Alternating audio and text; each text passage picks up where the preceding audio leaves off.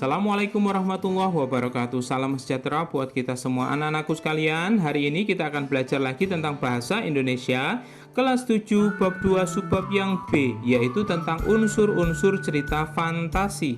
Adapun yang akan kita pelajari hari ini secara garis besar ada dua ya, yaitu tentang unsur intrinsik dan yang kedua adalah unsur ekstrinsik. Kita mulai dari yang pertama, yaitu unsur intrinsik. Unsur intrinsik itu terdiri dari ada tema, tokoh, penokohan, latar. Latar itu ada tiga, yaitu latar tempat, latar waktu, dan latar suasana. Sementara yang kelima adalah alur cerita. Ini juga dibagi menjadi tiga, yaitu alur maju, alur mundur, dan alur campuran. Sementara yang keenam adalah sudut pandang, yang ketujuh adalah amanat. 1-7 ini adalah unsur intrinsik. Kenapa saya tampilkan sebuah buku? Karena ini ada tujuannya ya. Unsur intrinsik ini ada 7, dan untuk mencari ke-7 unsur intrinsik ini semuanya bisa dijawab kalau kalian sudah baca bukunya. Artinya unsur intrinsik itu ada di dalam buku. Jadi kalian bisa mengetahui temanya, tentu saja harus membaca bukunya. Sama halnya mengetahui tokohnya juga harus sudah membaca bukunya. Sama halnya dengan penokohan, latar, alur cerita, sudut pandang, dan amanat. Itu bisa dicari kalau kalian sudah bisa membaca atau sudah selesai membaca bukunya. Itu kenapa unsur intrinsik semuanya ada di dalam buku. Nah itu ya, kita mulai satu-satu tentang unsur intrinsik terlebih dahulu sebelum kita membahas unsur ekstrinsiknya. Unsur intrinsik yang pertama adalah tema, yaitu ide dasar dalam cerita. Pada cerita fantasi, umumnya ide dasar tidak memiliki batasan realitas atau tidak memiliki batasan kenyataan dan dapat dikembangkan lagi sesuka hati oleh pengarang. Itu adalah unsur intrinsik yang pertama. Yang kedua adalah tokoh, yaitu pelaku ceritanya. Tokoh dalam teks cerita fantasi umumnya memiliki kelebihan tersendiri yang unik dan berbeda dari yang lain. Tokoh ya. Sementara yang ketiga adalah penokohan. Nah ini hati-hati keliru ya. Ini nomor 2 adalah tokoh, yang ketiga adalah penokohan. Bedanya apa? Saya contohkan biar gampang ya. Tokoh itu adalah orangnya atau pelakunya. Contoh, dalam cerita Naruto maka tokohnya adalah Naruto itu sendiri. Sementara Naruto punya penokohan atau perwatakan, atau bisa juga disebut dengan sifat tokoh. Sifat tokoh dari Naruto adalah baik hati. Berarti kalian bisa menjawab, tokohnya bernama Naruto, penokohannya baik hati. Itu adalah contoh sifat dari Naruto. Dalam cerita fantasi, sifat tokoh dibagi menjadi 3 secara umum. Yang pertama adalah protagonis, yaitu penggambaran watak yang baik hati dan positif, dan pada umumnya menjadi tokoh utama dalam cerita. Yang kedua adalah antagonis, yaitu penggambaran watak buruk dan negatif. Pada umumnya menjadi sumber konflik atau permasalahan. Ini sumber masalahnya ya, ini biasanya musuhan antara protagonis dan antagonis. Sementara tritagonis itu apa? Yaitu penggambaran watak bijaksana, dan umumnya menjadi tokoh penengah yang mendamaikan dan menyelesaikan masalah. Masalah siapa? Masalah antara protagonis dan masalah antara antagonis. Jadi dua ini bertengkar kemudian didamaikan oleh tritagonis. Ini kalau ada tokoh tritagonis karakternya seperti itu ya. Ini adalah unsur yang keempat, yaitu latar. Latar dibagi menjadi 3 ya, yaitu latar tempat, latar waktu, dan latar suasana. Contoh latar tempat. Tempat terjadinya peristiwa dalam cerita. Saya contohkan misalnya cerita Naruto, berarti latar tempatnya ada di desa Konoha. Atau latar waktu. Latar waktu ternyata cerita Naruto sedang perang di siang hari, maka waktu terjadinya peristiwa perang ada di siang hari. Itu disebut dengan latar waktu. Kemudian latar suasana, karena suasananya lagi perang, otomatis suasananya menegangkan. Itu ya contoh latar suasana, yaitu contoh suasana yang menegangkan karena Naruto-nya lagi perang. Itu tentang latar. Kemudian kita lanjutkan tentang alur. Unsur yang berikutnya yaitu alur. Alur maju, alur mundur, dan alur campuran. Alur maju ya tentu saja cerita bergerak ke depan dari masa kini ke masa depan. Ini paling lumrah ya, paling normal. Kemudian alur mundur sekarang, cerita bergerak ke belakang dari masa kini ke masa lalu. Atau alur campuran, yaitu cerita bergerak ke belakang lalu kembali ke depan. Atau sebaliknya ya, dari masa kini bergerak ke masa lalu, kemudian bergerak lagi ke masa depan. Jadi bebas. Alur dalam cerita fantasi itu macam-macam ya, jadi tergantung penulisnya, bebas. Kemudian unsur intrinsik yang keenam adalah sudut pandang orang. Sudut pandang posisi penulis dalam cerita dibagi menjadi dua, yaitu orang pertama dan orang ketiga. Orang pertama cirinya adalah penulis sebagai tokoh dalam cerita, ditandai dengan kata ganti aku dan saya dalam cerita itu. Sementara orang ketiga, posisi penulis berarti di luar cerita dan ditandai dengan kata ganti dia atau ia. Kemudian yang ketujuh, yang terakhir, yaitu amanat. Amanat adalah pesan yang ingin disampaikan oleh pengarang sebuah cerita di dalam cerita dan penokohan dari karyanya. Itu ya tentang unsur intrinsik. Nah, ini unsur ekstrinsik. Seperti yang saya sampaikan tadi, unsur ekstrinsik itu biasanya masih proses penulisan ya, masih proses penulisan, artinya bukunya belum selesai. Kenapa? Karena penulis akan dipengaruhi oleh unsur-unsur yang ada di ekstrinsik ini. Salah satunya misalnya yang pertama, bahasa pengarang. Bahasa digunakan dalam sebuah karya sastra. Sebuah karya biasanya dipengaruhi oleh gaya bahasa pengarangnya, misalnya bahasa daerah. Saya contohkan misalnya, ada seorang penulis menulis tentang Si Pitung. Karena dia berasal dari Betawi, maka gaya bahasanya pun akan mengikuti gaya bahasa Betawi. Otomatis karya tulis yang ditulis pun akan menghasilkan gaya-gaya ucapan seperti orang Betawi. Itu ya contoh bahasa pengarang dan berpengaruh terhadap karyanya. Sementara yang kedua adalah latar belakang pengarang. Ini bisa jadi karena latar belakang pengarang terdiri atas biografi pengarang itu sendiri, misalnya entah itu pendidikan, entah itu lingkungan sekitarnya, atau juga bisa kondisi psikologis pengarang dan aliran sastra yang dianut atau yang disukai oleh pengarang. Itu juga akan berpengaruh pada hasil karya yang dia tulis ya. Kemudian yang ketiga adalah nilai-nilai dalam cerita fantasi. Ini juga macam-macam ya. Ini nilai yang dimaksud adalah nilai menggambarkan norma, tradisi atau aturan, dan juga kepercayaan yang dianut atau dilakukan oleh masyarakat. Ini ada beberapa ya. Salah satunya misalnya nilai moral adalah nilai kehidupan tentang akhlak atau budi pekerti. Jadi tentang akhlak dan budi pekerti. Contohnya berbakti kepada orang tua, jujur, sabar, dan ikhlas. Ini akan mempengaruhi hasil karya yang ditulis dari pengarang. Kemudian berikutnya, nilai-nilai berikutnya adalah nilai sosial, adalah nilai kehidupan tentang norma dan atau aturan dalam kehidupan bermasyarakat. Karena di lingkungan sekitarnya itu ada aturan-aturan yang dimaksud dengan norma, maka bisa jadi itu akan terbawa oleh pengarang saat dia menulis cerita. Contohnya, saling memberi, tenggang rasa, dan menghormati pendapat orang lain. Itu contoh dari norma ya. Kemudian nilai budaya adalah nilai-nilai yang berkaitan dengan kebiasaan atau tradisi yang berlaku dalam masyarakat. Contohnya adat pernikahan, kematian, berpakaian, kesenian, dan upacara adat. Kemudian nilai religius adalah nilai yang berkaitan dengan kehidupan beragama. Contohnya cara beribadah kepada Tuhan dan sistem kepercayaannya.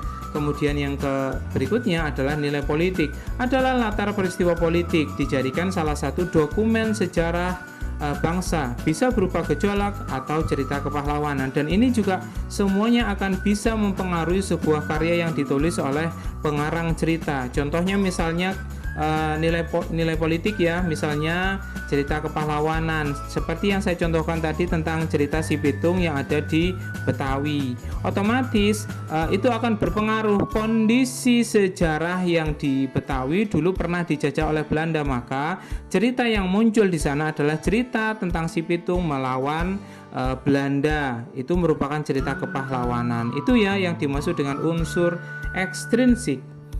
Nah, sekarang ini kita belajar untuk praktek ya.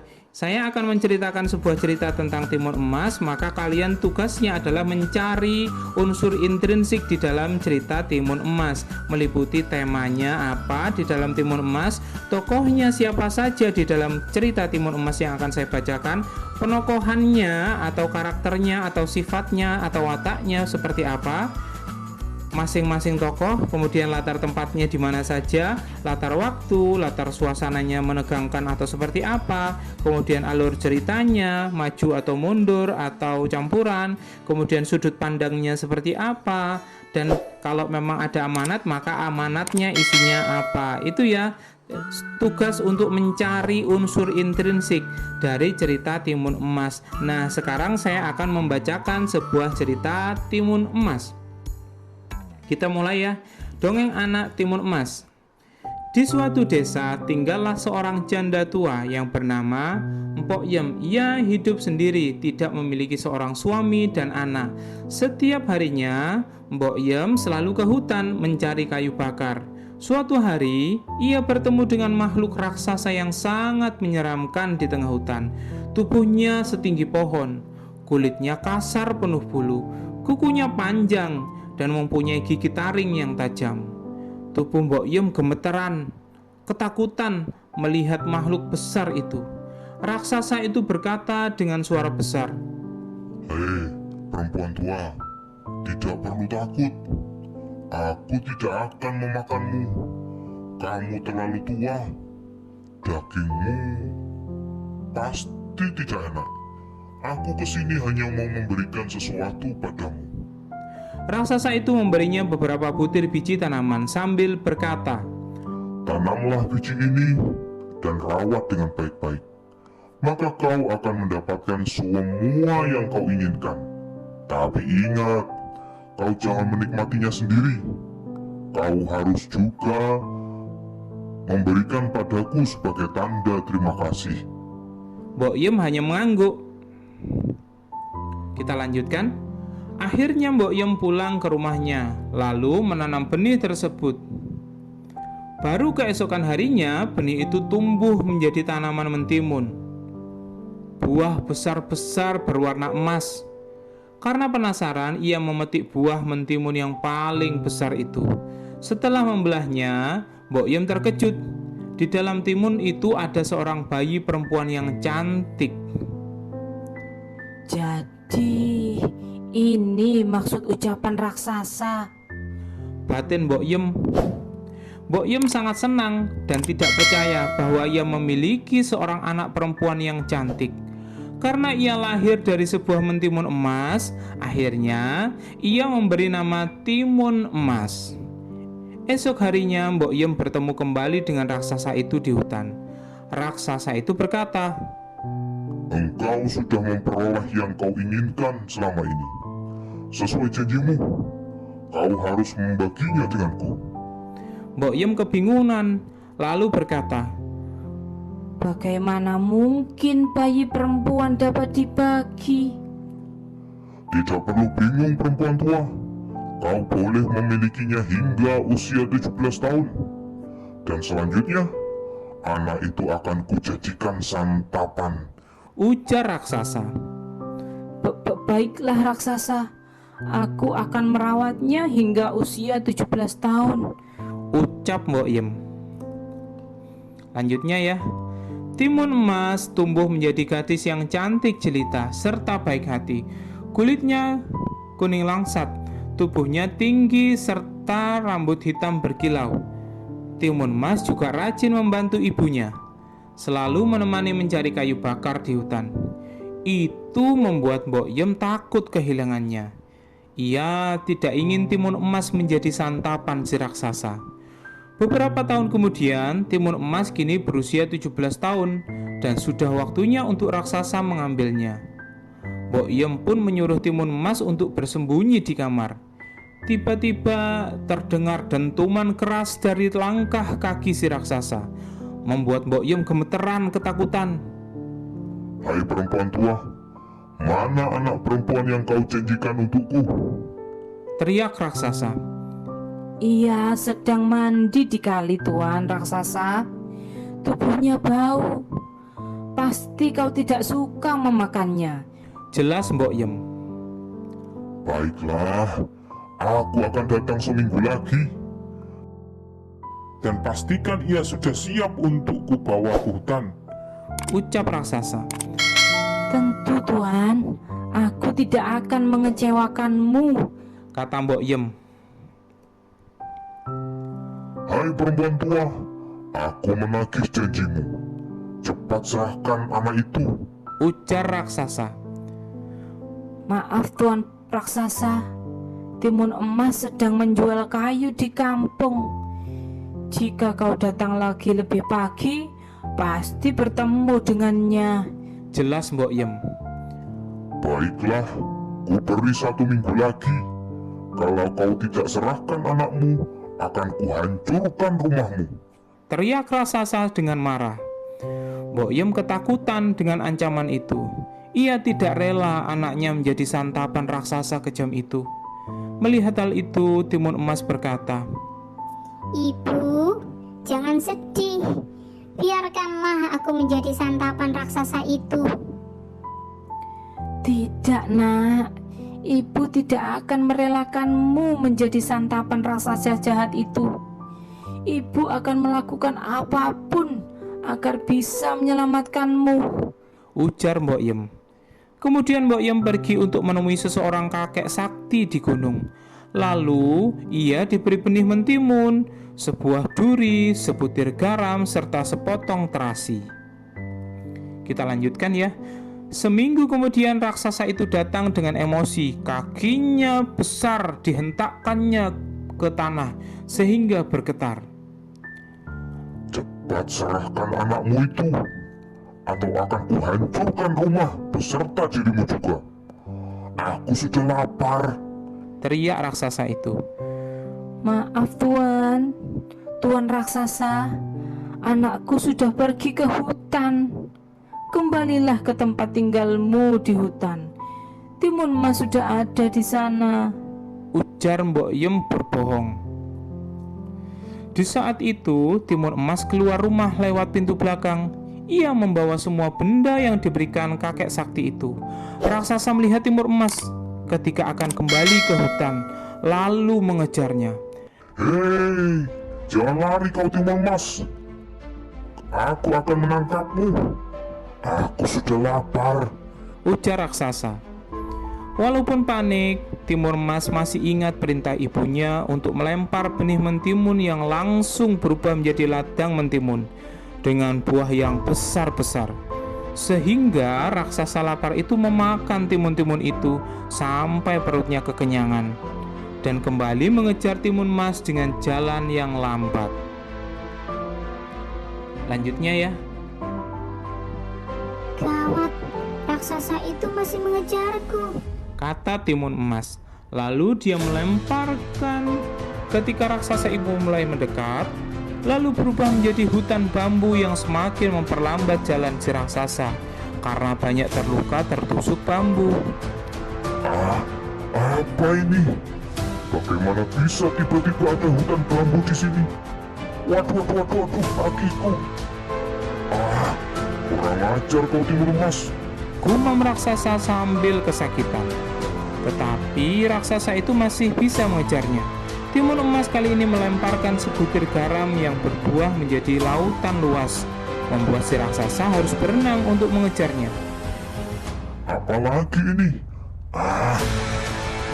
Dalam sekali laut ini bisa tenggelam aku. Ujar raksasa kesal. Raksasa itu masih berhasil dan terus mengejar Timun Emas, walau sudah kelelahan. Yang terakhir Timun Emas melempar sepotong terasi, lalu berubah menjadi lumpur hisap yang berisi menghisap raksasa itu hingga tewas. Setelah terbebas dari raksasa itu, kehidupan Timun Emas beserta Mbok Yem membaik. Timun Emas bertemu seorang pangeran dari negeri seberang. Pangeran itu jatuh cinta dan menikahinya. Timun Emas dan Mbok Yem dibawa oleh pangeran ke istananya dan hidup bahagia selamanya. Nah, itu tadi tentang dongeng Timun Emas ya. Sekarang berarti kalian tinggal mengerjakan dan mencari tugas yang sudah saya berikan, yaitu mencari unsur intrinsik di dalam cerita Timun Emas tadi. Semoga apa yang kita pelajari hari ini bermanfaat sehingga mendatangkan ilmu yang bermanfaat pula. Ada kurang lebihnya saya akhiri. Wassalamualaikum warahmatullahi wabarakatuh. Terima kasih.